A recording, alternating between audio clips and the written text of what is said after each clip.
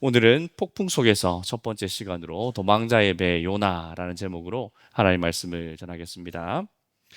금요기도에 오신 여러분들 환영하고 축복합니다. 잘 오셨습니다. 오늘부터 폭풍 속에서라는 새로운 시리즈를 시작하려고 하는데요.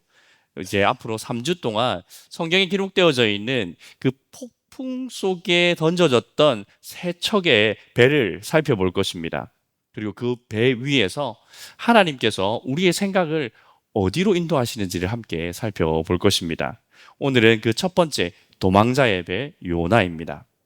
한 가지 질문으로 시작하고 싶은데요. 여러분께 새 신발을 신으면 어떻습니까? 흠집이 날까봐 또는 오물이 묻을까봐 굉장히 조심하죠. 아무리 조심해도 또 이렇게 보면 오물이 묻어 있고 흠집이 나 있는 걸 보면 굉장히 속상해 합니다. 이렇게 우리는 새 신발, 또 아끼는 것, 또 내가 좋아하는 것에 대하여서 이렇게 잘 가꾸려고 하고 어떻게 지키려는 마음들이 있거든요. 그러면 여러분의 마음과 생각은 얼마나 잘 지키고 계십니까? 여러분들 마음 가운데, 생각 가운데 오물이 묻었거나 흠집이 생겼을 때 그것을 즉각적으로 잘 처리해 내십니까? 마음에 원망이 묻고 분노가 묻고 또 미움이 묻어 있을 때에 그것을 잘 닦아내고 계시냐는 질문입니다. 만약 그것을 그냥 방치하고 있다면 왜 그럴까요? 그것은 우리의 생각이 얼마나 큰 비용을 지불하게 되는지를 우리가 잘 모르기 때문이라고 생각합니다. 여러분, 신발은 망가지면 갈아 신으면 되잖아요. 바꿔 신으면 됩니다. 그런데요, 생각은 한 번 잘못되면 인생을 바꾸어 버립니다. 오늘 본문의 주인공 요나가 바로 그 사람이었습니다. 요나에게 하나님의 말씀이 임합니다. 하나님께서 니느웨로 가라 라고 말씀하십니다. 하나님의 뜻과 생각은 분명했습니다. 그런데 요나는 하나님의 생각과 뜻을 따르는 대신에 자기의 생각과 뜻을 따라서 선택을 하죠. 예? 니느웨로 가라고요? 그 못된 것들요? 걔들 자격이 없어요. 하나님 저 안 갑니다. 라고 말하면서 그는 니느웨로 가는 것이 아니라 정반대인 다시스로 가버립니다. 다시스로 가는 배에 올라타게 되죠.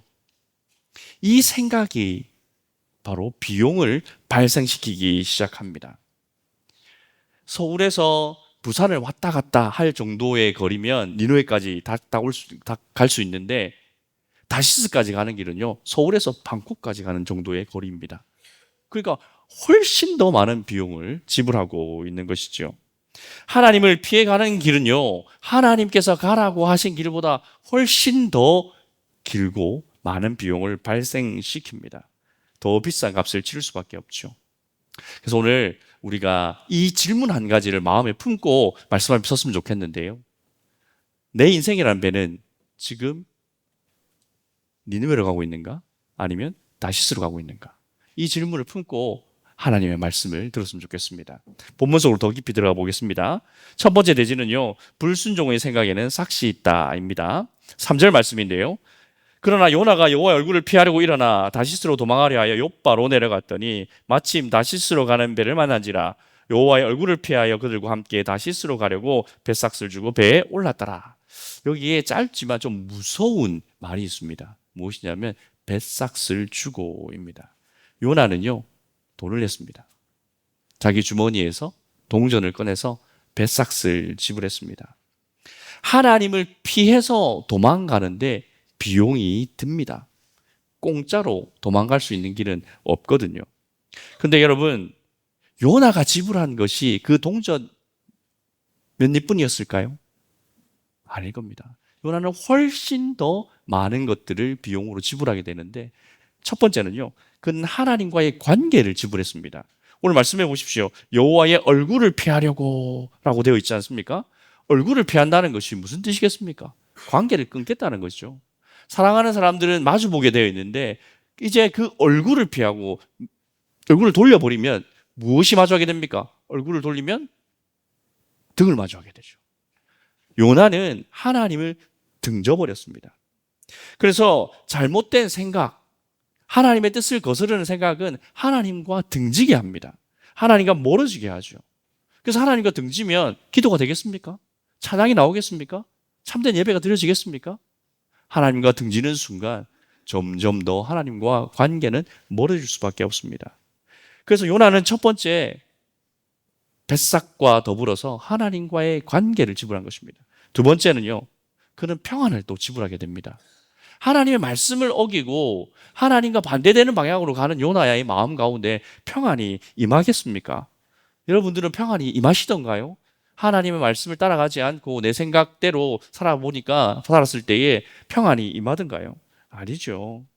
요나는 배 밑바닥까지 내려가가지고 잠들어 버리잖아요. 그가 평안한 잠을 잤겠습니까? 그냥 그 현실이 싫은 거예요. 왜 우리도 그렇잖아요. 너무 힘들고 괴로우면 그냥 다 잊고 잠자고 싶잖아요. 그런 것처럼 요나도 그냥 현실을 외면한 채 잠들어 버린 것입니다. 하나님의 음성을 피해 달아나는 인생에게 평안이란 있을 수가 없는 거죠. 참된 안식이 있을 수가 없습니다. 하나님의 뜻을 거부하는 순간 우리 몸은 좀 편할 수 있습니다. 안락할 수 있죠. 그런데 우리의 영혼은 그때부터 불안해지고 평안을 잃어버리게 됩니다. 세 번째 지불한 것은 무엇이냐면 그는 사명을 포기했습니다. 요나는 선지자잖아요. 선지자가 해야 할 일 무엇입니까? 선지자의 인생의 목적이 무엇입니까? 하나님의 말씀을 선포하는 사람이잖아요. 그런데 지금 다시스로 가는 배 위에 올라선 요나가에게 사명이라는 것이 있습니까? 하나님의 말씀을 열방을 향하여서 선포해야 될 선지자의 입이 배 가장 밑바닥까지 내려가가지고 입을 꾹 닫고 있습니다. 요나는 자신의 사명까지 지불했던 것입니다. 그래서 여러분, 우리의 생각은요, 공짜가 아닙니다. 생각에는 반드시 비용이 발생합니다. 하나님의 뜻과 생각을 따르는데도 비용이 발생하고요. 하나님의 뜻을 거부하는데도 비용이 발생합니다. 그런데 우리가 순종하는 데 들어가는 이 비용은 결국 하나님의 그 생명을 얻는 결과를 가져옵니다. 반대로 하나님의 말씀을 불순종하는 데 들어간 비용은요, 결국 하나님을 잃어버리는 값을 지불하게 되는 것이죠. 순종은 처음엔 좀 비싸 보입니다. 이렇게까지 해야 되나?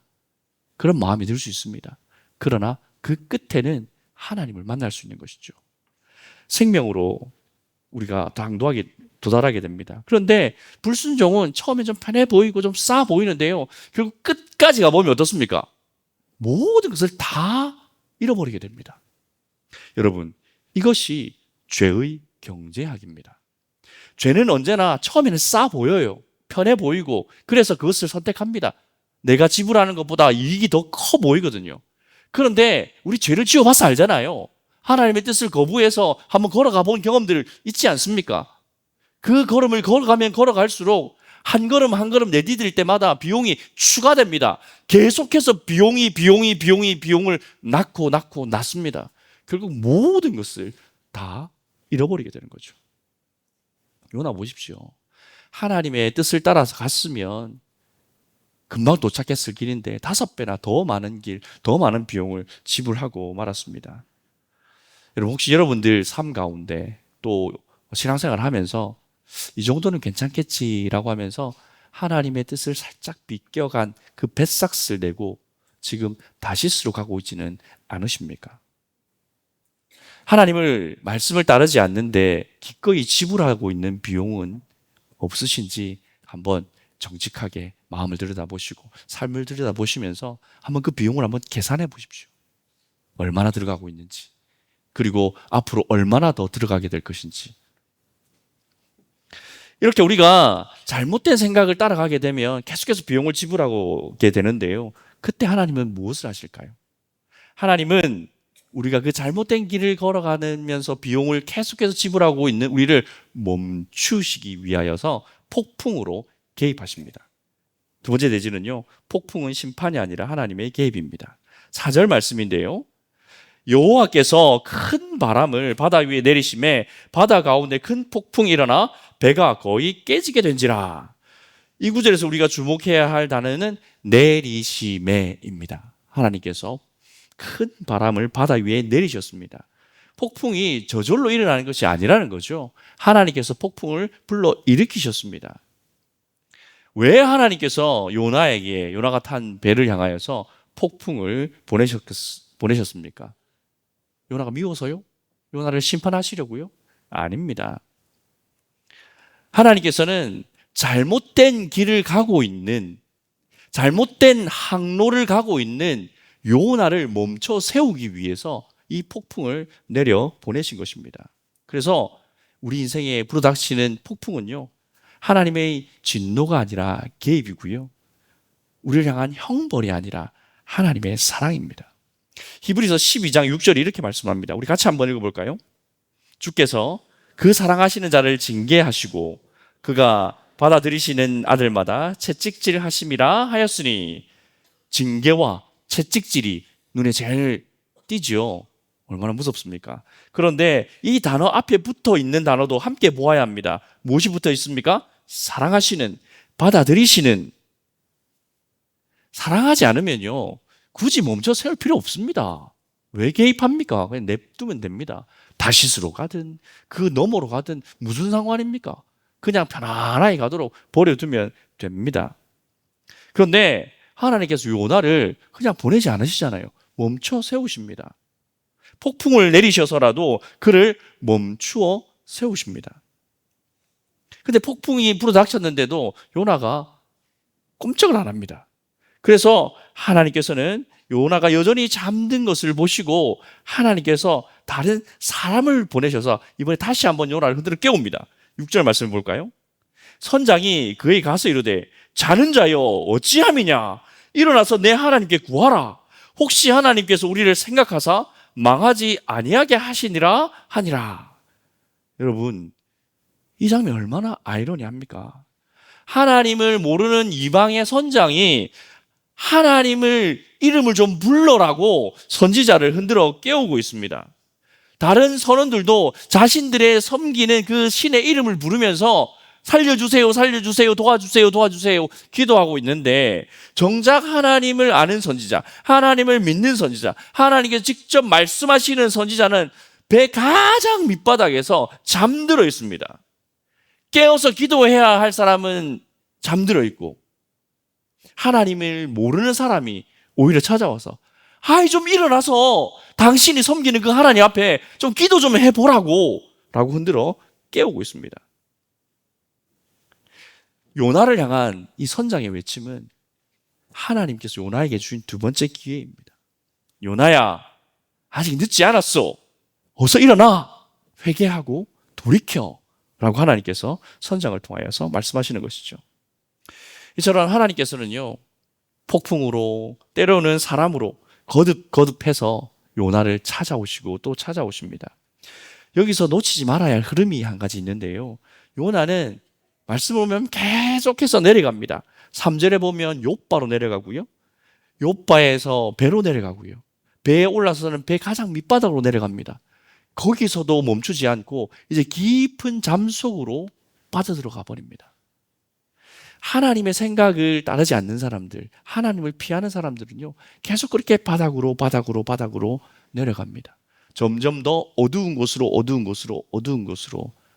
내려갑니다. 요나는 하나님을 피하기 위하여서, 하나님을 숨기 위해서 내려갔지만요, 그런데 하나님 어떻게 하십니까? 하나님께서는 요나를 찾기 위해서 내려오시고 또 내려오십니다. 본문 보니까 여호와께서 큰 바람을 바다 위에 내리시매라고 말씀하시잖아요. 하나님께서 요나를 찾아오신 것입니다. 여러분, 이것이 하나님의 방식이에요. 우리가 아무리 숨으려고 피하려고 해도요, 하나님을 피할 수 없습니다. 하나님이 끝까지 우리를 찾아오십니다. 그래서 역설적이게도요, 우리가 도망친 그 자리가, 하나님을 피해 달아났던 그 자리가, 하나님의 말씀에 순종하지 못했던 그 불순종의 자리가 오히려 하나님을 만나는 자리가 될 수도 있습니다. 창세기 3장에 보시면 아담이 범죄한 후에 나무 뒤에 숨잖아요. 근데 누가 찾아오십니까? 하나님이 찾아오십니다. 내가 어디에 있느냐 물으시면서 아담을 찾아오십니다. 요나도 마찬가지죠. 배 밑바닥에 숨어 있으면 아무도 모르겠지. 그렇게 숨어있던 요나를 하나님께서는 결국 찾아내시고 그를 찾아오신 것입니다. 폭풍으로 찾아오셨습니다. 여러분, 우리 삶도 마찬가지입니다.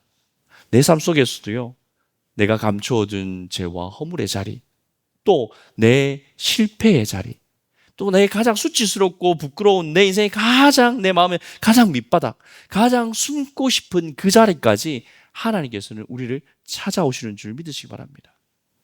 하나님께서 때로는 바람으로, 때로는 폭풍을 통하여서라도 우리를 찾아오시는 분이십니다. 혹시 여러분 인생의 거센 폭풍 가운데 계시는 분 계십니까? 폭풍이 내 삶에 몰아치고 있을 때에 우리는 이 한 가지 질문을 나에게 던지고 그 질문의 답을 찾아야 합니다. 혹시 이 폭풍은, 지금 내 삶 가운데 몰아치고 있는 이 폭풍은 내가 거부했던 하나님의 말씀 뒤에 찾아오시는 하나님의 개입은 아닌가? 내가 하나님의 말씀을 거부했기 때문에 하나님께서 나를 찾아오신 것은 아닌가? 이 질문을 스스로에게 던져야 할 것입니다. 그런데 이야기가 점점 더 비극적으로 흘러갑니다. 요나는 하나님께서 주신 마지막 기회까지 포기해버립니다. 선장이 일어나서 기도하라고 했을 때에 요나가 만약 회개하고 주님 앞에 기도했더라면 이 이야기는 더 다르게 흘러갔을 수 있을 것입니다. 그런데 요나는 어떻게 합니까? 기도하는 대신에 12절에서 이렇게 말합니다. 그가 대답하되 나를 들어 바다에 던지라. 그리하면 바다가 너희를 위하여 잔잔하리라. 너희가 이 큰 폭풍을 만난 것이 나 때문인 줄 내가 아노라 하니라. 요나는 이 모든 일에 일어난 원인이 자기 자신이라는 것을 알고 있습니다.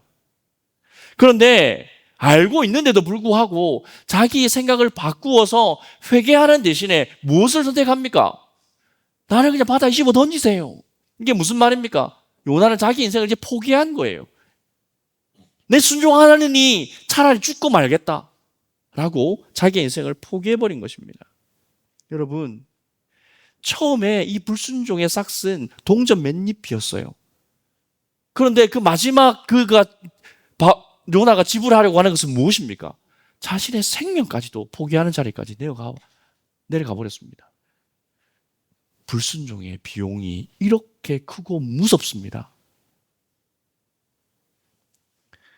여러분, 혹시 인생의 거친 풍랑이 계속 몰아쳐서 나도 다 놓아버릴까?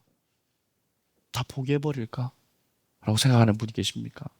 그런데 요나가 스스로 자기 자신을 포기한 그 순간에도 하나님은 요나를 포기하지 않으십니다. 요나의 눈에는 이 거센 풍랑이 자기 인생의 마지막 같았어요. 내 힘으로는 이겨낼 수 없고 내 힘으로는 어찌할 수 없는 이 폭풍 속에서 내 인생은 끝나는구나 라고 보았지만, 그러나 하나님의 눈에는 이 폭풍이 어떻게 보였습니까? 하나님께서 이 폭풍을 왜 일으켰습니까? 요나를 돌이키기 위해서입니다. 요나에게 새로운 기회를 주시기 위하여서 이 폭풍을 일으키신 것입니다. 그러니 여러분 삶 가운데 지금 거세게 몰아치고 있는 그 폭풍은 하나님께서 여러분을 포기하셨다는 증거가 아니라 하나님께서 지금도 여러분 삶 가운데 개입하고 계신 증거인 줄 믿으시기 바랍니다. 하나님께서 아직도 여러분의 인생을 붙들고 있는 증거인 줄 믿으시기 바랍니다. 하나님께서 정말 여러분을 포기하셨다면요, 폭풍을 보낼 필요도 없습니다. 그냥 조용히 여러분 가고 싶어 하는 곳으로 마음껏 가라고 내버려 두실 것입니다. 그러면 편안하게 다시스까지 도착하겠지요. 근데 그게 진짜 무서운 일인 거예요. 폭풍이 무서운 것이 아니라 폭풍조차 없는 것이 가장 무섭고 비참한 인생임을 믿으시기 바랍니다. 여러분 삶 가운데 거센 폭풍이 몰아치고 있다면 그 폭풍 너머에서 하나님께서 나에게 말씀하고 계시지 않은지 하나님의 그 말씀에 귀를 기울여 보시기 바랍니다.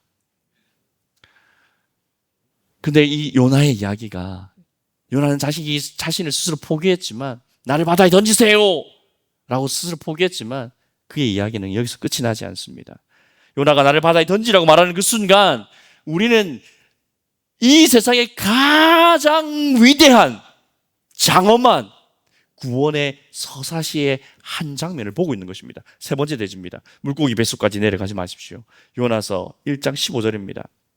요나를 들어 바다에 던짐에 바다가 뛰노는 것이 곧 그친지라. 요나를 바다에 휙 집어 던졌더니 정말로 바다가 잠잠해졌습니다. 각자의 신에게 간절히 기도했을 때는 아무 소용이 없었는데 요나가 바닷속으로 집어 던져지고 나니까 폭풍이 고요해졌습니다. 한 사람이 바다에 던져져서 모든 선원들을 살리셨습니다.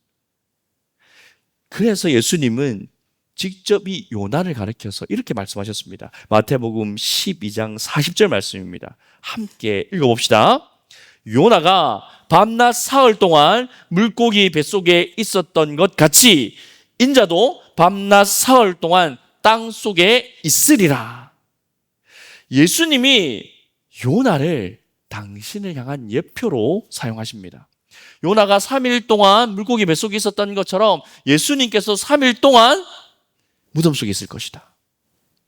요나가 물고기 뱃속에서 육지로 나오는 것처럼 예수님께서도 무덤을 나오셔서 부활하게 될 것이다 라고 말씀하고 계신 거죠. 그래서 요나의 이야기는 단순히 불순종한 선지자의 이야기로 끝나는 것이 아니라 그 이야기 끝에는 무엇이 있습니까? 십자가가 있는 것입니다. 예수님의 십자가가 이 이야기 끝에 있는 것입니다. 네, 여러분, 요나와 예수님 사이에는 결정적인 차이가 있죠. 요나가 왜 바닷속으로 집어 던져졌습니까? 그의 잘못 때문이죠. 그의 죄 때문입니다. 그러나 예수님은 어떻습니까? 예수님은 당신의 죄 때문에, 당신의 허물 때문에 십자가에 던져지셨습니까? 아닙니다. 예수님은 우리의 죄와 허물 때문에 십자가에 던져지셨습니다.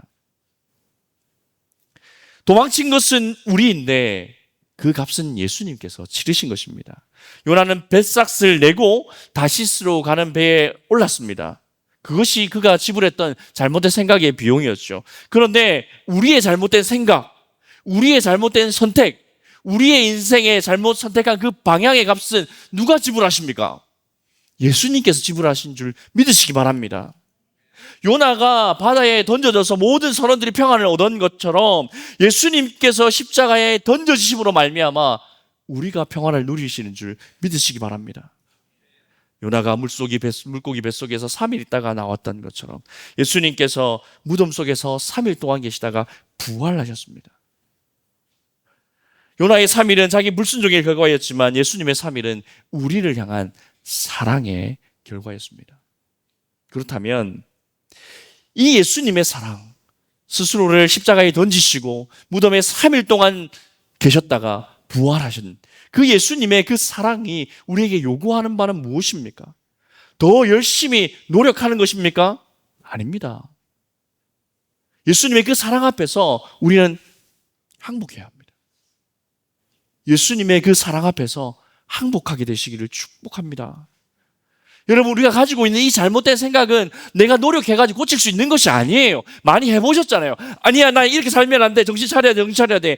아무리 머리를 두드리고 스스로 노력해도 생각이 바뀝니까? 잠깐 동안은 돌아갈 수 있을지 모르지만 어느새 그 자리에 돌아와 있는 것, 우리가 얼마나 많이 경험합니까? 우리의 노력만으로 내가 내 인생의 항로를 바꾸려는 그 불타는 의지가 있다고 해가지고 바뀌는 것이 아닌 것입니다. 우리에게는 우리의 생각을 교정해 줄 조언자가 필요한 것이 아니라 나 대신 바다에 던져질 구주가 필요한 사람들입니다. 요나는 다시스행 뱃삭을 내었지만 그것은 끝이 아니었잖아요. 그는 평강을 잃었고요, 사명을 잃었고요, 하나님과의 관계를 다 잃어버렸습니다. 그가 처음 가졌던 잘못된 생각으로 말미암아서 그는 모든 것을 다 지불해야만 했습니다. 그런데 예수님은 어떻습니까? 예수님은 뱃삭을 지불한 것이 아니라 핏값을 지불하셨습니다. 뱃삭은요, 도망치는 값이었는데요, 핏값은 하나님께로 돌아오는 값인 줄 믿으시기 바랍니다. 그리스도의 피가 우리가 하나님과 반대되는 방향으로 그렇게 뱃삭을 지불하고 끊임없이 하나님을 피해서 도망갔던 우리를 향하여서 예수님이 핏값을 지불하심으로 말미암아 이제 우리는 더 이상 그 다시스로 향하는 배에 올라갈 필요가 없는 것입니다. 다시스로 향하는 배에서 계속해서 비용을 지불할 필요가 없는 것입니다. 이제 우리에게 필요한 것은 그럼 무엇이겠습니까? 다시스로 향했던 그 배에서 이제 내리는 것입니다. 요나서 3장 1절 말씀을 보면요, 여호와의 말씀이 두 번째로 요나에게 임하니라 이르시되, 하나님께서 요나에게 다시 한번 기회를 주십니다. 하나님을 피해서 멀리 도망했던 하나님과 반대되는 생각을 위하여서 기꺼이 자기의 모든 가진 것을 지불했던 그 요나에게 다시 한번 기회를 주십니다. 여러분, 이것이 무엇을 우리에게 보여줍니까? 우리에게도 기회가 있다는 것을 보여줍니다. 왜 그렇습니까? 예수님께서 당신의 핏값으로 우리를 사셨기 때문입니다. 이미 다시스에 가려고 비용을 지불하신 분들 계시죠? 이미 다시스로 가는 배에 올라타신 분도 계실 겁니다.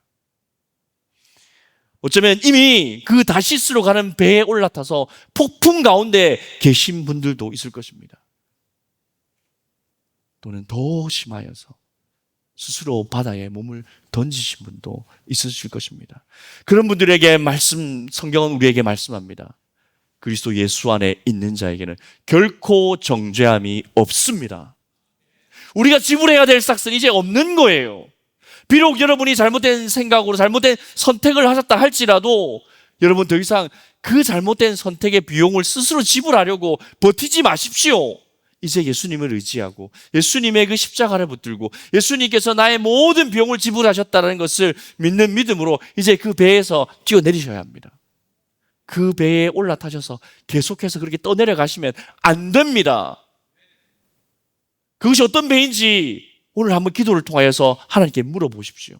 내가 지금 하고 있는 이 다시스로 가는 이 배는 어떤 배입니까? 주님, 나에게 보여주시옵소서, 말씀하여 주시옵소서. 그래서 내가 더 이상 그 배에 올라타서 그 계속해서 잘못된 생각으로 말미암은 비용을 계속해서 끊임없이 지불하면서 망해가는 인생이 아니라 주님께서 그 비용을 다 지불하셨음을 믿고 이제는 그 배에서 뛰어내리는 주님께로 그 방향을 전환하시는 그러한 은혜가 있으시기를 주님의 이름으로 축원드립니다. 여러분, 오늘 이 밤에 우리는 요나의 배 위에 함께 올라가 보았습니다. 잘못된 생각에는 정말 엄청난 비용, 비싼 비용이 지불되는 것을 보았죠. 또 폭풍은 하나님의 심판이 아니라 하나님께서 우리 인생에 개입하신다는 것도 보았습니다. 그리고 무엇보다도 우리의 잘못된 생각, 잘못된 선택, 하나님의 불순종하는 그 모든 값을 예수님께서 십자가의 피값으로 지불하셨다는 것도 보았습니다. 그러니 이제 우리는 하나님을 등지고 다시스로 가는 것이 아니라 하나님의 낯을 바라보며 니느웨로 가시는 여러분들 되시기를 주님의 이름으로 축원드립니다. 요나는 도망가기 위하여서 다시스로 향하였지만 예수님은 우리를 구원하시기 위하여서 하늘 보좌를 등지고 우리에게로 오신 분이십니다. 요나는 자기가 살려고 도망쳤지만 예수님은 우리를 살리시기 위해서 이 땅에 오셨습니다. 그 사랑을 믿는 우리가, 그 사랑을 받은 우리가 어떻게 계속해서 다시스로 내려갈 수가 있겠습니까? 예수님의 십자가가 우리의 인생의 항로를 완전히 바꾼 줄 믿으시기 바랍니다. 그래 여러분이 가지고 있는 그 생각 포기하십시오. 내려놓으십시오. 그리고 이제 주님께서 보여주시는, 주님께서 말씀하시는 그 방향을 향하여서 다시 새롭게 출발하게 되시는 오늘 이 밤이 되시기를 주님의 이름으로 축원드립니다. 아멘. 우리 함께 말씀을 생각하면서 힘차게 구호를 한번 해주셨으면 좋겠습니다. 제가 선창할 테니 여러분이 노란 부분을 여러분께 따라 하시는 겁니다. 제가 먼저 하겠습니다. 폭풍은 하나님의 뱃삭슨 십자가를, 내 생각은 주님 생각, 내 생각은 주님 생각, 우리를 위하여 핏값을 지불하신 그 예수님을 향해서 감사와 영광의 박수 올려드리겠습니다. 할렐루야. 하나님 감사합니다. 우리를 구원하시기 위하여서 핏값을 지불하신 하나님을 찬양합니다. 아멘. 제가 기도하겠습니다. 사랑하는 하나님, 오늘 밤 요나의 배 위에서 바로 저희들의 모습을 발견하였습니다. 하나님의 생각을 등지고 다시스로 달려갔던 저희의 그 뱃삭을 예수님께서 십자가에 다 치르셨다는 그 진리를 우리에게 보여주시니 감사합니다.